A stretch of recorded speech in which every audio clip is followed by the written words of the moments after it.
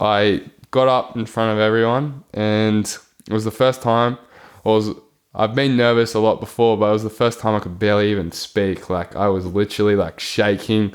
The woman literally had to stop me and like say, just deep breath in. And then like, she was just like, picture everyone naked. And I just cracked up laughing. And then it made it all sweet. Like, everyone's just real supportive. It was a real supportive environment.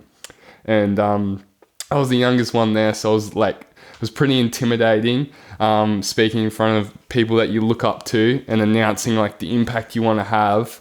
But yeah, I was so excited that I got it done, and the feeling after was like, it was amazing. And that's a feeling I want to chase. And I think when your heart's racing, you're doing something right and you're in the right place. So.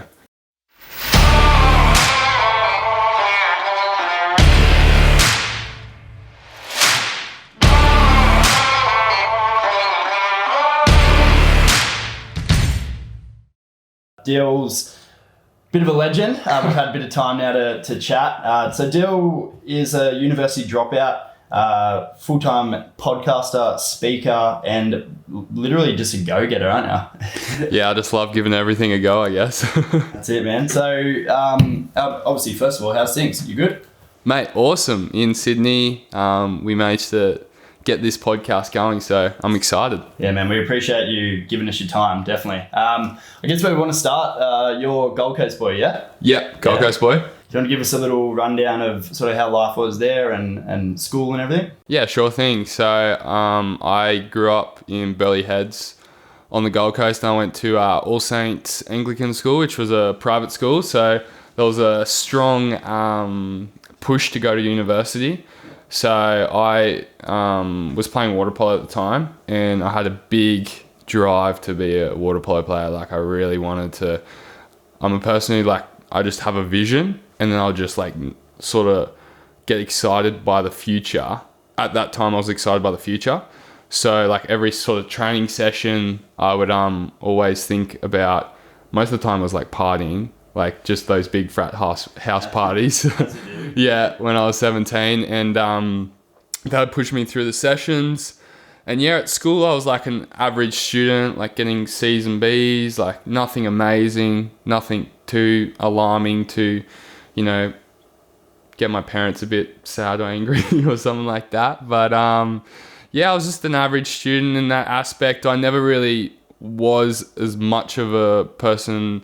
Like right now, I put myself out there a lot, but like back in school, I was quite hesitant. I think it wasn't the environment for me because I'd feel like I could get knocked down a lot more. And yes, I think that's another thing with school. And then, yeah, I just loved doing sport, going out there, playing water polo. And then that led me to, after school, essentially training for probably 6 months up until leaving for America, would have been last August.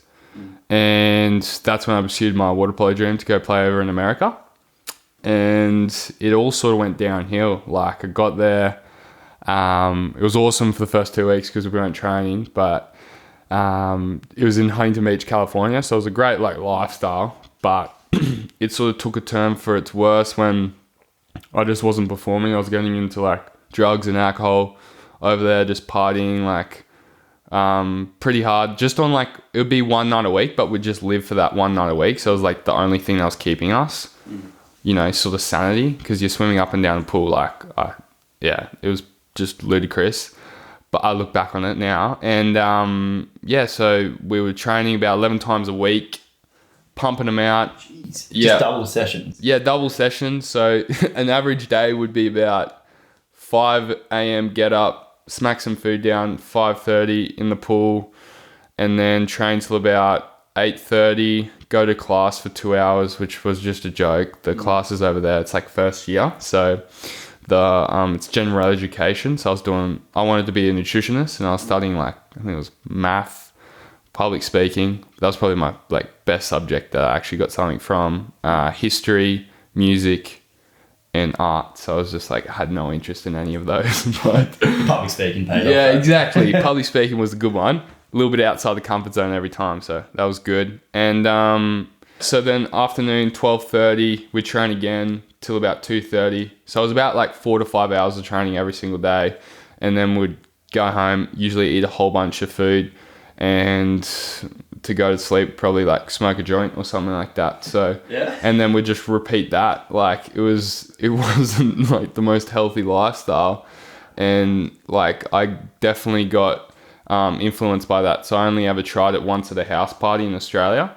I go over there and it's just like the best player in our team is a complete pothead. Like he was hitting it 4 to 6 times a day, and I never seen that. And it's like being in a negative environment. So it taught me, like I got a lot of things out of it, and I realized that I've got a very addictive personality.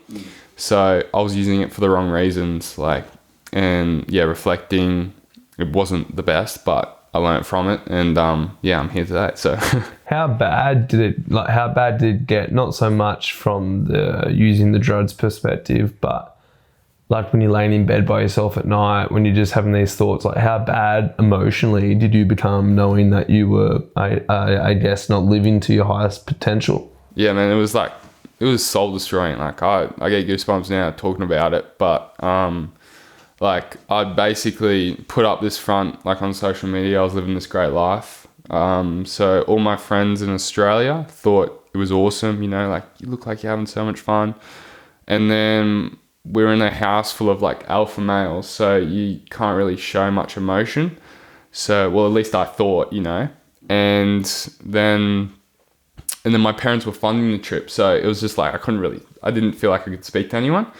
And it got to the toll, it was pretty much 3 months in where I was just like, I was in a real bad place. Like there was 1 week where I'd go after training, I'd literally just be crying in like the locker room, just being like, what am I doing here? You know, like I was pretty lost at that stage. And luckily I went and saw the psychologist, who was like, he wasn't even a psychologist. He was just like this person you could see once a week every Monday and just help you out with homework. But I just mainly just go there to have a chat with him and just connect. And then there was one stage where this was on the week where I was just feeling like real crap and not my usual self. Like I'm usually very upbeat and positive. And I was just chatting. I was like, man, like, I don't know what I'm doing and all this other stuff. And literally like broke down in his office. I was just like in tears, like, because I thought I had the next 10 years of my life planned out. And I realized that the water polo dream was over. And that's when I was like, crap, like, where do I go now? And he just like instilled that hope for the last month. And then, came back to Australia, and all my mates from America thought I was coming back in 4 weeks. Oh, so it was like 4 months, holidays, and then you'd come back. Second semester. So was it a scholarship you're on? No. So I wasn't on a scholarship. Like that's heavy funding over there too. So I was going there to get a scholarship. So this was like a feeder school. Yeah. So you're going there to train your ass off to get into a college that will give you a scholarship. Yeah. So my mates in America were like, yeah, we'll see you back in like 4 weeks for semester 2. Mates in Australia like, oh yeah, so you're only here for 4 weeks, let's party our asses off. So get back, and was drinking probably like three nights a week. And like I've never drank probably more than once, because I've always been in like the athletic scene, like only going out maybe once, you know, on a Saturday night. And then it got to the stage where I was going out on like Tuesday nights. I'm like, I've never been out on this night, like what am I doing? And then it took, like, one of my defining moments was when I got kicked out of the nightclub, and that's when I like realized I wasn't invincible. And that morning I took a long hard look at myself in the mirror, and basically reached out to this mentor within my community and asked him like to just catch up for a coffee. And thank God I did, because I don't know where I would have been. But that was my way of seeing a psychologist, or my way of, you know, reaching out to someone when I'm in need. And it was simply just catching up for coffee, because I couldn't, like, I don't think it was depression. I think it was more so like I was just in a dark place. It's just a bit of an identity crisis. Yeah. Exactly. When you want to go, fuck, bro, that's really powerful. And that's a complete credit to you to be able to recognize that at that age. That's something that, you know, at what, how old were you now? 18, 19 at the time? Yeah, I was 18, yeah. To be able to, that should be the time where, you know, drugs and alcohol are at the forefront of your mind, and you've actually gone the complete opposite. and yeah, even to reach out to someone is that's a huge credit to you. Appreciate it, boy. Appreciate it. So I guess what happened from there is, having what happened off the back of that mentor chat. Like, did you spend a week or so like trying to figure out what was next? Because obviously, I know for myself from experience, it just didn't just come overnight. I was like, oh, what's my next journey? How did you figure out this next journey? And you'd put obviously everything into that sporting dream. So we obviously had a bit of a loss. You were a bit unsure of what you were going to do. Yeah. So I'm a person who just puts it all on like plan A. There's no plan B for me. And then, so literally caught up with him, and he basically just asked me questions that I've never really asked myself before, which was like, what do you really want to get out of life? And I was like, well, I need to digest that question a bit more because I had no clue.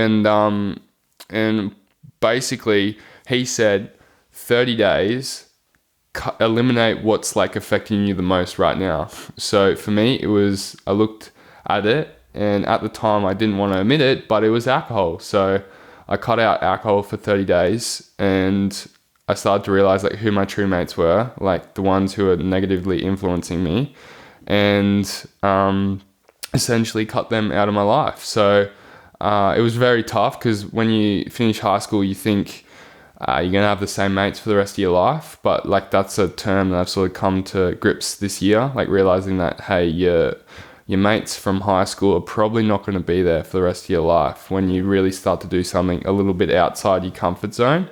And that was a really hard realization, but one that I wouldn't be like getting interviewed by you guys today if I didn't take. So now it's like 9 months down the track, and the past 9 months, like opportunities that I never would have thought possible have just arisen. And it's all stemmed from that one decision of quitting drinking. So like now it's been 9 months, and even still today?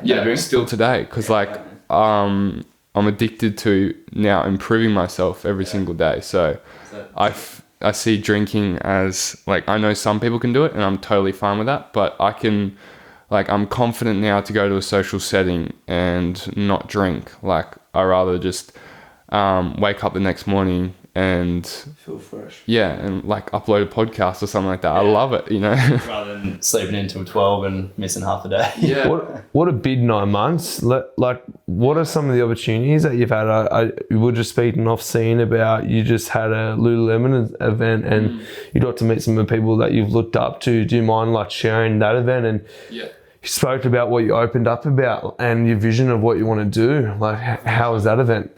So that all stemmed from me going to this run club. It was like a 440 run club, and it was on a Saturday morning, and I was just like very high energy. Like I love early mornings, like high-fiving people, like let's get going type thing.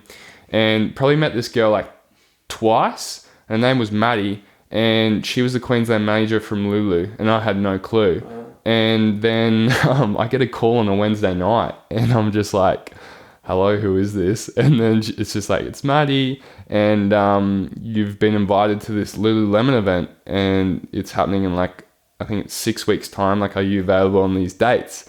I was like, yeah. And then next thing you know, like, send me a message, and off to the Blue Mountains. And the experience was amazing. And like I was saying to you boys before, I met this woman called Samantha Gash, who I looked up to ever since starting this running journey, probably about like 2 months ago. And just give the boys an idea of what she did, because I was blown away by that. So she ran from one side of India to the other, which is roughly what in kilometers? I think it's like 3,000 kilometers. Like, it's ridiculous. Wow. Like, amazing stuff. And she literally was never like an athletic person, which makes it even more amazing. And she now shares her story and is like a phenomenal public speaker. So, and next you know, because you got given like little name tags of where you're sitting for dinner, and I'm sitting next to her, and I'm just like, how do I start this convo? I'm like, how do we start this convo? And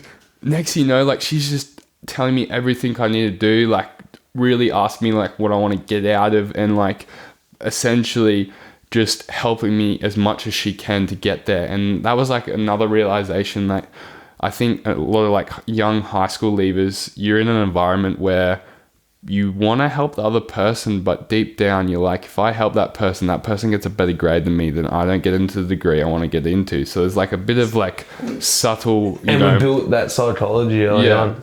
So it's like that rat race. But then when you get out into the real world and you see a person who's like their definition of success, because we've all got our own little definitions of success, and she is more than willing to help you, or he is more willing to help you, then things start to click. You're like, oh wait, you can help other people and like give back with not receiving anything. And I think that's a big thing that's played a part in my like happiness, is when you give and you don't expect anything in return.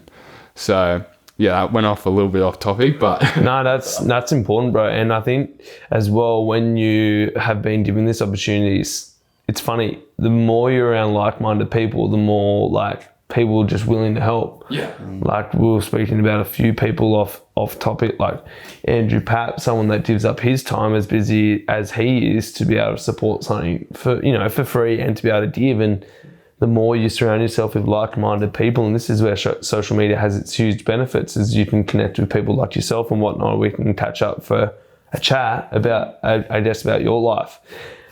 And Brady, I would love to hear a little bit more about the talk. You said you were talking about how nervous you were that night. What was a little bit about that talk that you gave in front of those guys? I guess, the main topic around what it was about. Yeah. So this was a real tough one for me. So we were doing these sessions where you'd basically just ask yourselves like, what impact do you want to have in the world? So the impact that I want to have in the world is basically inspiring the youth that they can really do anything, and that I want to create a platform where they can connect with people who are leaders in their industry, or people who they necessarily thought that they couldn't achieve, and simply just catch up for a coffee, because that all stemmed from me along this journey. So I think it's giving them the hope that they can last out. So when they're in a dark place, when they're feeling lost, they can go on this platform and then connect with someone within their local community. So that's like the impact I want to have. I don't know how I'm going to create it yet, but I'm still figuring it out. But that was the impact I want to have. And I got up in front of everyone, and it was the first time I've been nervous a lot before, but it was the first time I could barely even speak. Like I was literally like shaking. The woman literally had to stop me and like say, just deep breath in. And then like, she was just like, picture everyone naked. And I just cracked up laughing, and then it made it all sweet. Like everyone's just real supportive. It was a real supportive environment. And, I was the youngest one there. So I was like, it was pretty intimidating, speaking in front of people that you look up to and announcing like the impact you want to have. But yeah, I was so excited that I got it done, and the feeling after was like, it was amazing. And that's a feeling I want to chase. And I think when your heart's racing, you're doing something right and you're in the right place. So yeah. Couldn't agree more. That you touched on it there a little bit, such a supportive environment, that group. Your own friendship group, I know we're at one of your buddies' places now. Have you got mates like that in your life? I know I've got the boys here, which, even on the way down here, we'll open up a little bit about some stuff that I've got going on at the moment. And it's very reassuring to know that you've got good people like that in your life that you can fall back onto. I guess, have you got close mates like that as well? Yeah, so I thought I had about 12, but I probably only got like 1 or 2, straight up. Like you think you got all the mates in the world, but what I realized was, especially like growing up in an age of social media, like it's all about like how many friends you got, like how many Facebook friends, how many Instagram friends, all that kind of stuff. They're not real friends. Like a real friend is gonna like be able to be there for you when you've got a really tough time going on, and he's going to be able to support you in that moment when you need them the most. And I've probably only had like 1 or 2 mates that have been there for me when I've needed them the most. And that's definitely like why I want to help as many people as I can and show them, like, you know, you can really do anything. So, yeah. And I'm sure in return you've been probably there for your mates. And have you had the experience of having to help anyone? I know I listened to a podcast recently, or a talk. I think it was the Kentucky thing that you had, and you touched on a time you had to support a mate. What was that like? And how was that experience for you? Yeah, man, that was tough. Like, I think definitely, like, growing up, having a, you know, very comfortable lifestyle, like, very happy, and like, my best mate telling me that he had depression, it was a complete shock to the system. Like, I had no clue what to do, because I've always, you know, been a very, like, positive person, and, like, that didn't even come to my mind. So it was pretty hard to process, and I essentially just asked my parents, like, what do I do? Because I had no clue what to do. Like, when your mate tells you got depression, you say you're going to always be there for them. But when that happens, it's just like,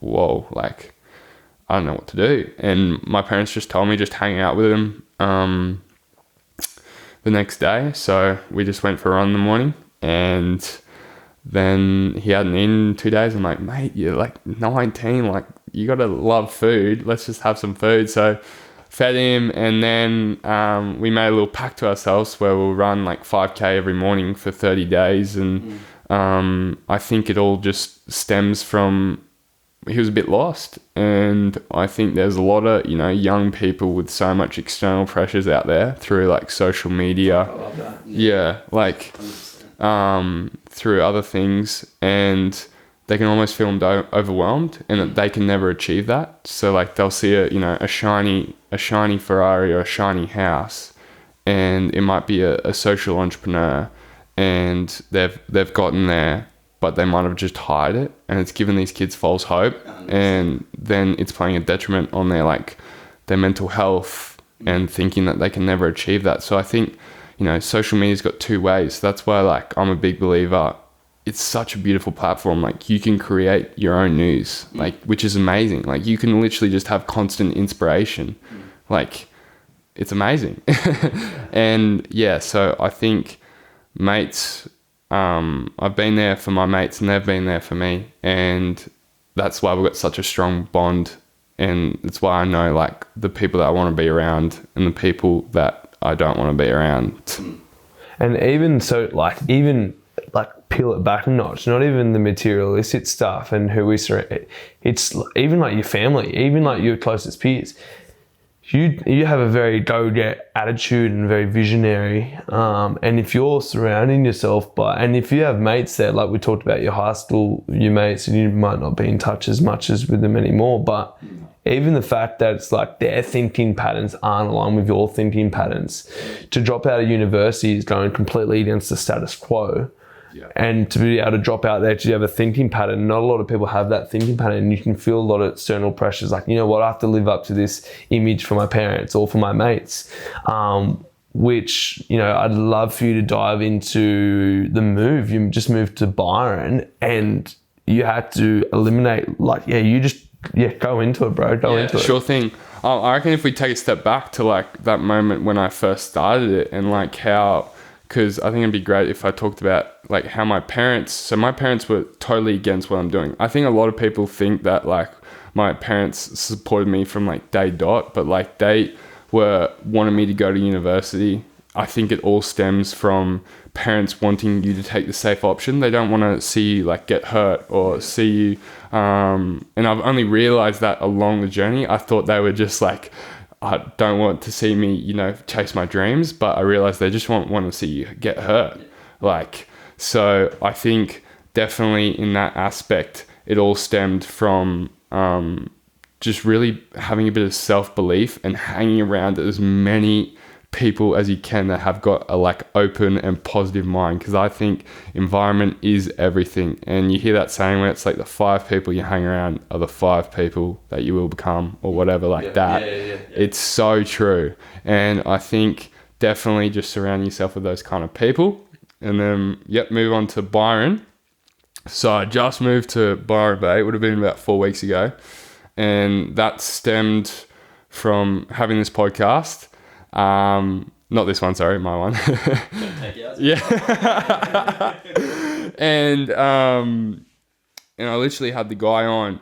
His name's Julian, and backstep that. I wrote down a goal, which would have been about 40 days ago, to move out of home. And why? So that came about from environment. So I love my parents, but for me, it's eliminating the fact that I have to rely on them. Like because I think what I'm doing, it's a blessing. Like it's a luxury, like doing your own thing. Not everyone can do it. So if I'm going to do that, I need to self-fund everything. Like it needs to be all on me. It can't be, my parents funding it, because then they'd still have influence on me. Because if they're giving you money, then they can still control you. So as soon as you cut the money, then they can't control you as much. And I've seen that. Like my parents definitely start to support me more because I'm asking for no money anymore. So psychology. Yeah. I'm going to start using it. Yeah, exactly. And that all stemmed from a little thing Gary Vee said, is he had this 19-year-old kid, I think it was a 20-year-old or 19-year-old kid on, and he was complaining about his parents, like saying how much he didn't like them. And he's like, man, are you using their money? And he's just like, yeah. Well, you need to cut off the money and go move into like a little apartment or something and do your own thing. And you watch your parents, like they want to see you succeed, but if you're still staying with them, then they're going to have influence on you and they're going to say what they think you should do. Yeah. So anyway, asked Julian if I could not move in, but I just told him like, I had this goal of moving out on November the 1st. That's nothing. You got to write a day on the whatever you want it to happen. And I tell him, funnily enough, there's this guy moving out in 2 weeks on that date. And he's got a place for me. And he's like, what do you do? And I'm like, I do a bit of content creation. So he's like, yeah, okay, come work for us like 3 hours a day and we'll wipe rent for you. So... yeah, and it's in Byron, beautiful location, and the people I've met through that contact have now enabled me to like get enough income coming in to both, fund some projects that I want to do. So yeah, I think it just all stems from simply it all stemmed from me spending 3 hours literally writing down what I wanted the next 90 days to look like and writing down certain goals. And literally 2 weeks before, I didn't even have any money. And I was like, how the heck am I going to move out?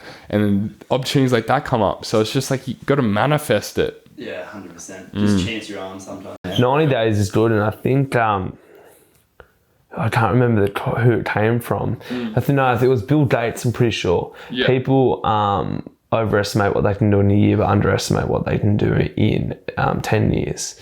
Yeah. But also, it's like, 10 years it's a long way, and having that vision is so important. But if you can peel back the layers to 90 days with a 10-year vision in plan, or a 5-10-year vision in plan, and stem it back to 90 days, what you are doing on a daily basis has to work towards that. I brought it up with my girlfriend recently, and I said, where do you see yourself in 5 years? And wherever you want to see yourself in 5 years, if what you're doing day in, day out doesn't align with that, you're not going to get there. No. Yeah. 100%. Speaking of, probably a good time to ask, like, day-to-day life, it sounds like you're sort of on the move. Like, obviously you're in Sydney now, but just moved to Byron, going back there today. Yeah, today. Yeah. So sort of day in the life for you. I saw you got up, went for a run this morning. Yeah. Out and about. So you obviously enjoy being active in the mornings. Oh, 100%. So yeah, life's been pretty crazy the past 3 months, I'd call it. And I've kind of always been on the move.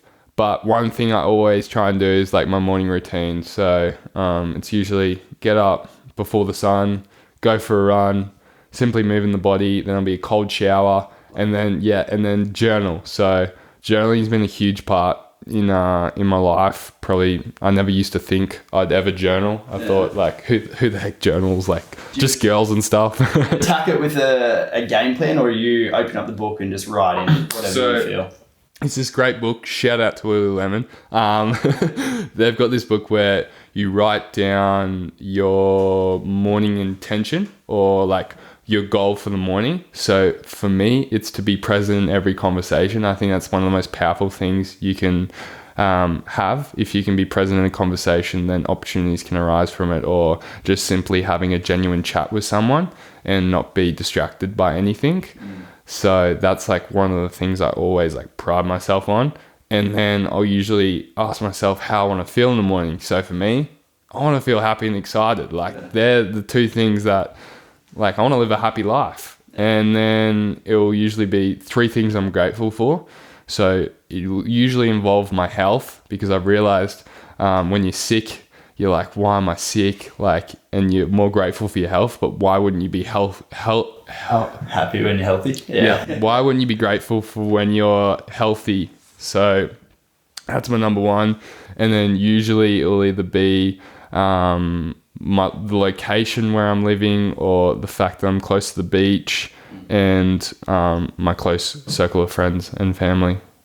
So I think that's definitely increased my happiness, just being grateful. Gratitude's huge. So yeah, I can vouch for that as well. As I think it might have been actually Jared that sort of got me into that side of things. And it's funny when you're repeating stuff like that on a daily basis. I'd like to do it verbally. So I ride a motorbike. So when I'm in my helmet, I'm just like, this is my little zone. Yeah. Whilst focusing on the road, of course. Yeah, obviously.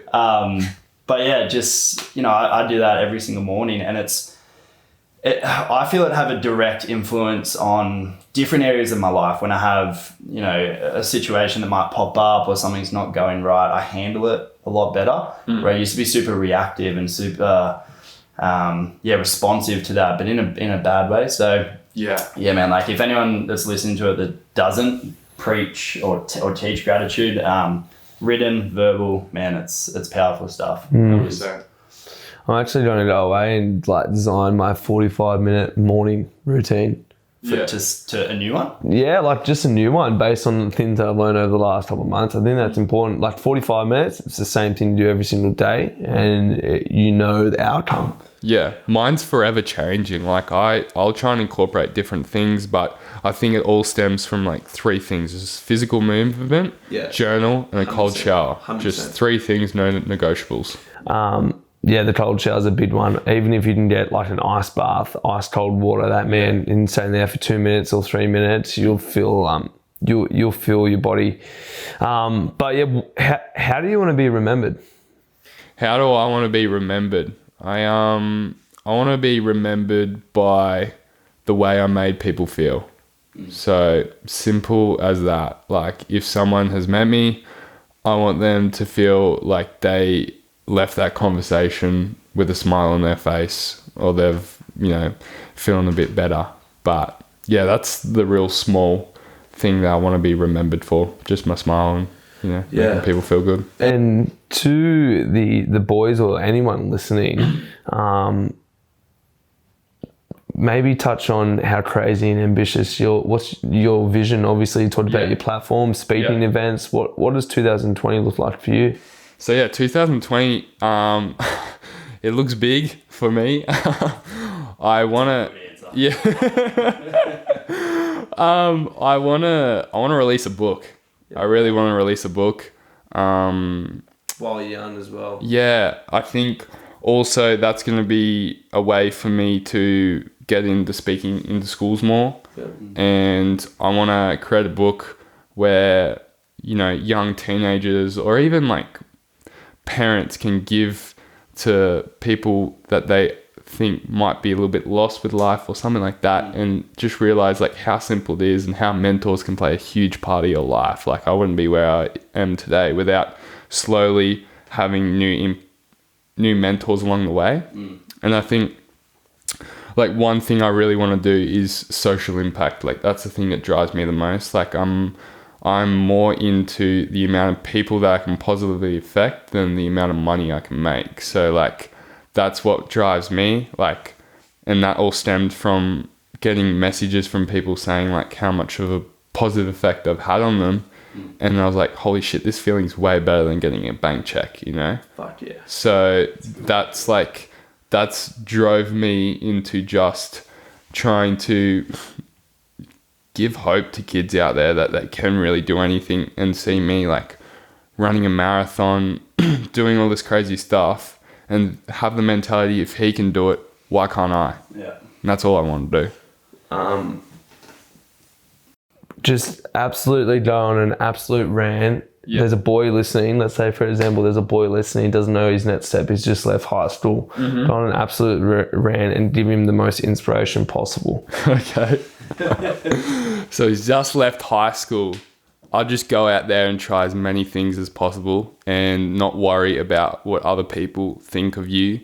And you'll find out who your true mates are. You'll find out what you're good at. You'll find out that people naturally want to help you out, and just enjoy every single day and don't focus on the end goal. Because if you enjoy each and every single day, then when you get to that goal, you realize it's not about the end destination. It's about every single day and enjoying moments like these. Yeah, for sure.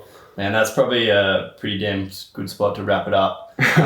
Dude, again, we appreciate your time so much. Back to Byron today. Yep, back to the Byron today. So, yep, super excited for that. All the best on your next part of this journey for you. I know Byron's gonna be sick. I appreciate it, boys. Thank you for having me on, and thanks for making the time to come up this way and get me on the podcast, because appreciate it. And hopefully someone got something out of it. Man, 100%. No, we thank you for taking the time, and it's an absolute credit to you for having the vision that you do, and the awareness, just the little things about the impact over money and stuff like that. And I think boys can take a huge lesson knowing that, you know, you were in a position where you were following the status quo and following the pressures of external pressures, and you've now found yourself and what you want to do. And I think, boys can reach out. And how can they reach out to you? Yeah, so they can reach out to me on my Instagram, Dylan Nicholson Journey. Send me a DM. Let's catch up for coffee. Let's do something. And always happy to help back and share any of my learnings, because I wouldn't be where I am today without people sharing their learnings. So you got to give back. Pay it forward. Get on to him, boys. I'm sure he can provide a lot of gold nuggets for you and help you on your journey. So thank you so much, mate, for giving us the time, and all the best. Safe travels back to Byron. Mate, thank you. Awesome, boys. Cheers, Dylan.